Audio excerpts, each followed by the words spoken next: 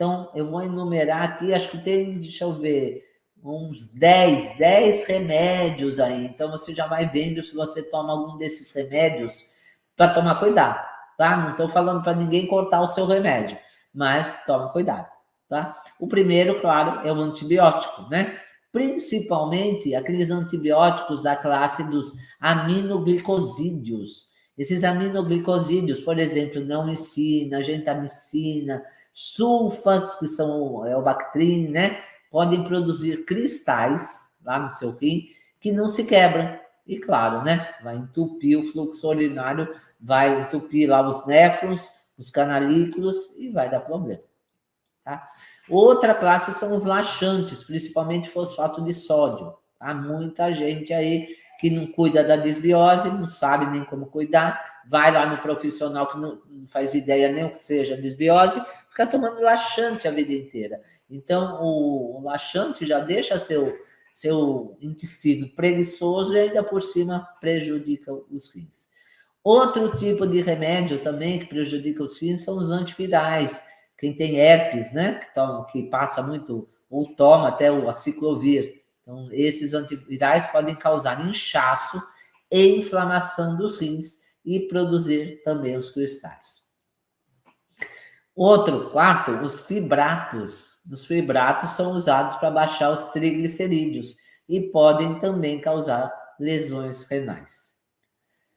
O quinto é aquele conhecido, né, que eu sempre meto o pau nele mesmo, que são os inibidores da bomba de prótons. Quais são eles? Omeprazol, pantoprazol, lansoprazol, que a longo prazo podem ser até cancerígenos, porque eles propiciam o crescimento do H. pylori, né? Porque alcalinizam seu estômago, e seu estômago tem que ser ácido, justamente para ela não crescer lá.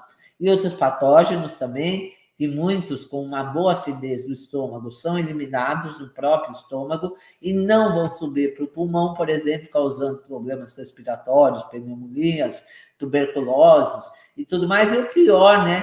Você não consegue fazer digestão alcalinizando seu corpo. Seu refluxo pode até ter melhorado. Melhorado não, mascarado, né? Porque ele continua lá. Você que não sente queimar, porque como alcalinizou o estômago, não dá aquela queimação, mas continua refluindo.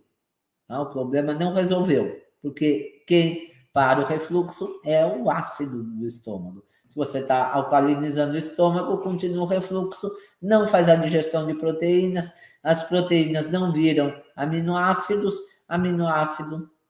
sem aminoácido não tem colágeno. E esses inibidores da bomba de prótons, os prazóis da vida aí, também prejudicam os rins. Teve um estudo, inclusive, publicado no JAMA, né? O JAMA é referência, né? As melhores publicações que tem no JAMA em 2016, que diz que esses remédios, a longo prazo, causam lesões nos rins. Então, foi comprovado, viu? Não sou eu que estou falando, não, tá? Estudo comprovado aí, publicado no JAMA de 2016. Então, esses pacientes que participaram desse estudo, eles tinham risco de doença renal usando esse tipo de medicamentos, prazóis, os inibidores da bomba de prótons, de 20% a 50% maior do que os que não usavam, né? Então, além de dar problema lá no estômago, na digestão, no refluxo, na sarcopenia, porque a pessoa pode ficar sem massa magra, porque não está quebrando proteína, ficar com deficiência de B12, porque com o estômago alcalino não vai ter o fator intrínseco para se ligar a B12, ao fator extrínseco dela, ela não é absorvida, a pessoa pode ficar até com problemas relacionados a raciocínio lento, até demência pode ter. Diagnósticos errados como Alzheimer pode ser a falta de B12 por falta de acidez no estômago. Olha toda essa relação aí, como se encaixa, né? Então, esses remédios, além de tudo, causam de 20% a 50% maior risco de doenças renais. Outra classe de remédios, medicamentos, são os de pressão, como os inibidores de ECA ou BRAS, captopril, enalapril, losartana, todos esses também causam problemas renais. A sétima classe de remédios, de medicamentos, são os psiquiátricos, como o lítio, por exemplo, e os antipsicóticos, risperidona, por exemplo. E em idosos parecem, né, segundo estudos, parece aumentar o risco de internação por problema renal até em 2 vezes. Então, dobra o risco da pessoa ser internada por problema renal por causa desses remédios. Agora, esses são alguns deles, mas eu vou falar os piores, que a gente não chegou nos piores ainda. Quais são os piores remédios mesmo para problemas, né, influenciar aí no bom funcionamento do rim e trazer lesões até sérias, né, no rim, nos rins. Os diuréticos, olha que coisa contraditória, né? Muita gente aí que tem problema cardíaco, tudo mais, toma diurético. O diurético é para eliminar mais água, mas ele próprio, como furazemida, por exemplo, Lasix, né? Que nossa amiga toma, não é, Cláudia? O Lasix que ela toma, hidroclorotiazida, eles mesmos causam problemas nos rins. Por quê? Porque urina tanto, gasta o papel higiênico aqui de casa, né? Uns 3 rolos, nossa amiga gastou, porque toma Lasix. E aí, o que acontece?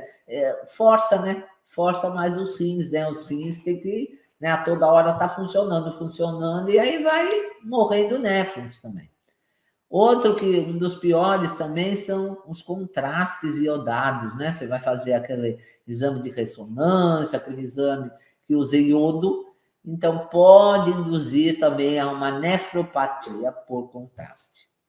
E por último, e não menos importante, e não menos perigoso e pior, são os anti-inflamatórios, né? Os anti-inflamatórios causam problemas estomacais, causam problemas no fígado e nos rins também. Os anti-inflamatórios lideram a lista dos piores pelo seu uso generalizado. Além dele fazer mal, né? Tem muito efeito colateral, as pessoas tomam assim de baseada, né? Vai na farmácia, estou sentindo uma dor de garganta, né? Tá raspando um pouco, vou tomar um anti-inflamatório. Tá doendo um pouquinho a coluna, vou tomar um anti-inflamatório. Então é assim, né? A rodo, né? De baseada. Eles podem reduzir o fluxo sanguíneo para os rins, resultando em insuficiência renal e também nefrite intersticial. Então, veja bem, se você está tomando direto esse anti-inflamatório aí. Por quê que você está tomando anti-inflamatório? Por causa de dores, né? Justamente, a maioria toma por causa de dores. A dor é ocasionada por inflamação. E você não para de comer alimento inflamatório, não para de ter hábitos nocivos aí, e aí vai combater com um remédio que está lesionando outro órgão. Se você quiser um bom anti-inflamatório, eu já falei da cúrcuma, né? A cúrcuma, ela ativa lá aquelas fases, né, de detox do fígado. E eu falei da cúrcuma da Dr. First também, que já vem com a piperina na mesma cápsula. Então, você toma uma cápsula, se eu não me engano, é uma dose muito boa, acho que é 700 miligramas que tem lá. Uma dose boa mesmo. Se você tem problema de artrites, esses problemas de articulações, dor no ciático, dores generalizadas, pode tomar até 3 vezes por dia, tá? Até 3 vezes por dia você pode tomar essa cúrcuma com a piperina aí e ainda pegar com desconto aí na Dr. First. Mas eu falei tudo que pode lesionar o rim, mas o que pode ajudar, né? Porque a live, né, é de remédio que prejudica o rim. Mas claro que eu dou um bônus para vocês, que eu vou falar, dar algumas dicasinhas aí sobre o que pode ajudar o seu rim. Sabe que uma coisa que muita gente usa para garganta, eu inclusive, né, e dores de garganta, é esse aqui, é o própolis. Mas o própolis pode ajudar seu rim também, porque o própolis é antifúngico. Aliás, está todo melado essa coisa aqui. Ele é antifúngico, antibacteriano, protege a colmeia, uma resina protetora. Se protege a colmeia, protege você também, né? Aumenta a imunidade. Mas são os flavonoides, que o própolis é rico em flavonoides, que vão ajudar o seu rim a se regenerar. Olha que interessante.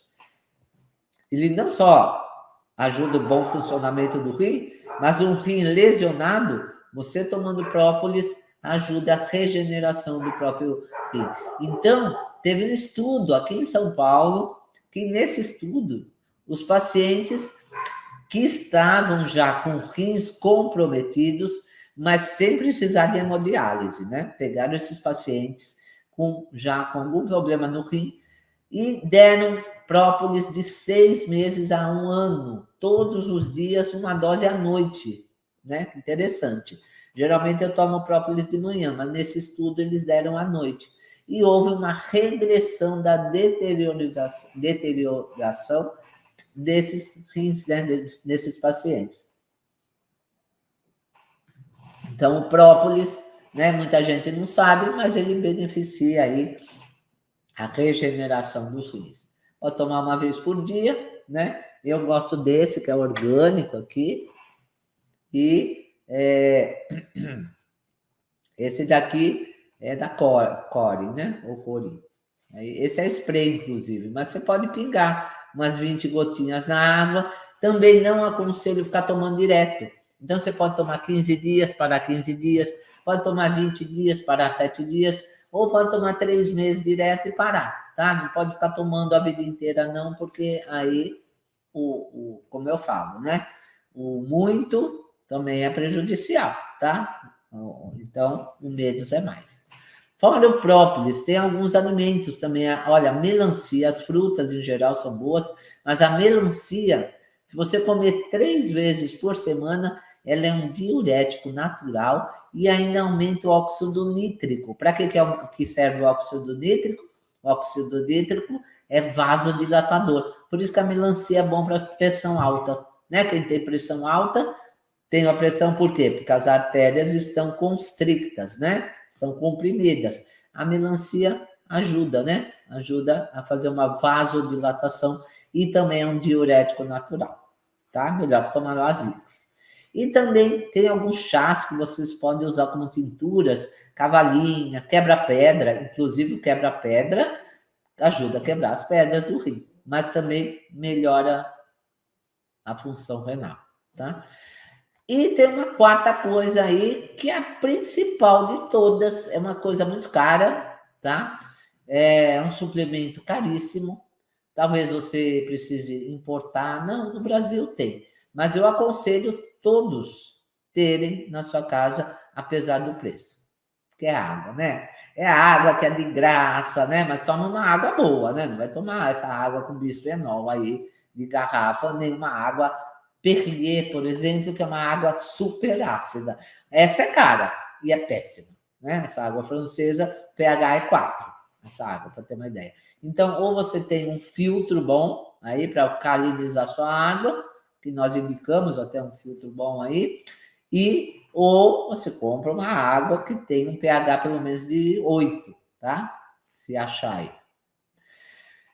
Então, gente, quem não tem rim funcionante também, a maioria das pessoas não tomam água, toma-se um copinho por dia. Tem gente que não toma nem um copo, por incrível que pareça.